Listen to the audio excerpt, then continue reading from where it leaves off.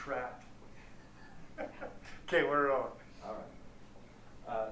So tell me a little bit how you became involved with this story. Obviously, you'd worked on Freetown. Mm-hmm. Was the same sort of a piggyback to that, or? It wasn't really. I mean, it is connected in that I know Chantal Squires, the director, from my time as a student at BYU. But we haven't really had a chance to work on anything. So the opportunity to work with her on this was it was a lot of fun. It was exciting. And I didn't know her really well, but we've kind of established through this process the last 2 years a really good working relationship. Give a little background of yourself. You've done numerous stage plays. 14 that have been done at some level. But you're still kind of fairly new with films. You've done only a handful. I've done only a handful, and of that handful, only 2, including this one, have made it this far to get produced. And it's really exciting, but it's a little crazy to think it's actually happening. Tell me a little bit about the writing process on this. Obviously, there was a kind of you wanted to stick to as much truth as you possibly could. Yes, but the history is really limited. It's American history is dominantly male. We have a lot of documents touching on Joseph Smith, his history and his diaries and his letters. The Joseph Smith papers, there's a reason that there are, I think 5 volumes and counting. We still have more coming. Emma, as his wife, we don't have as much. And Jane, we have very, very little. We have a really wonderful autobiography that she dictated when she was in her 80s, and that's probably the primary source that we use. But that history, it's 9 pages. And it's very, very, when she talks about things happening, it's like a line or 2. And so my job, the process, has been to take those tiny little bits and expand them into scenes. And it's been great in that there's a lot of freedom there. And I try really hard because I am a stickler for history. I want it to be as authentic as possible, but there are limitations to what you can do. And so I think that within the paradigm that we've created, the film is as historically accurate as it can be. And some people will laugh at that, but I feel like we are trying to create something, and we're trying to imagine something. We're trying to make these women real people, and you have to guess at some point, and that's what a movie is. I'm not writing history. If I did, it'd be really short.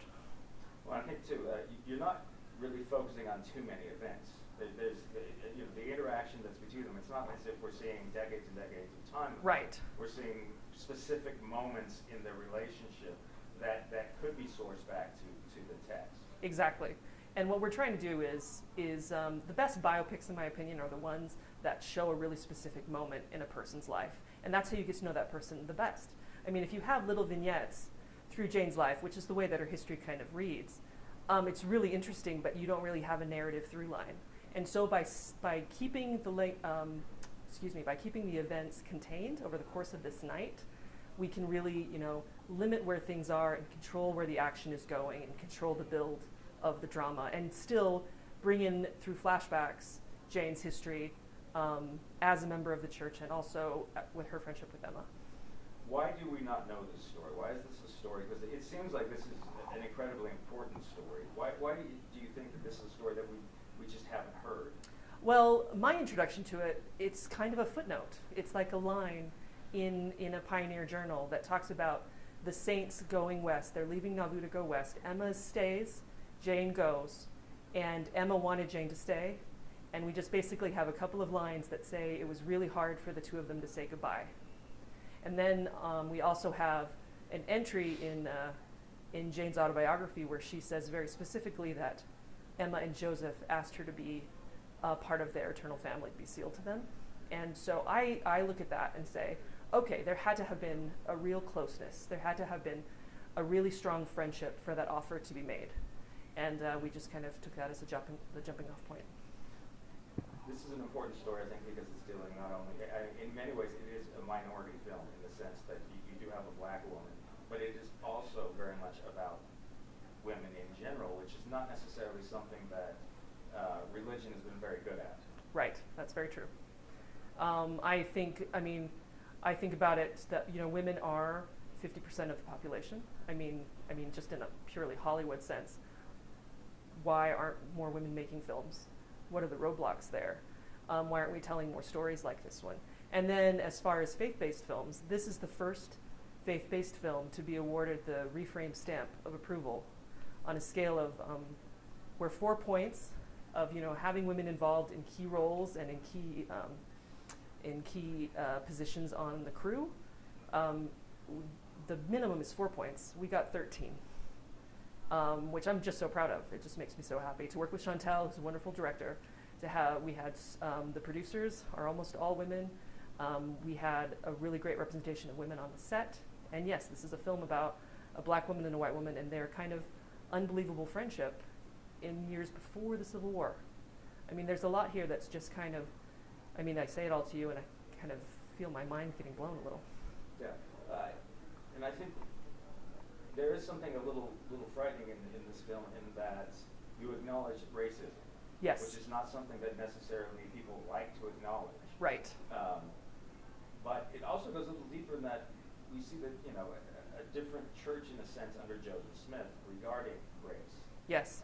Do you think that that's part of the reason why the story hasn't been widely dealt with? Because while it's a phenomenal story about Joseph, it then suggests that racism was more dominant in some of the later prophets. Somewhere later down the line. Yes, I would say, I feel that from the research I've done, if I could do a project on Joseph and showing his arc, because he did say things that are a little more, could be construed a little more negatively.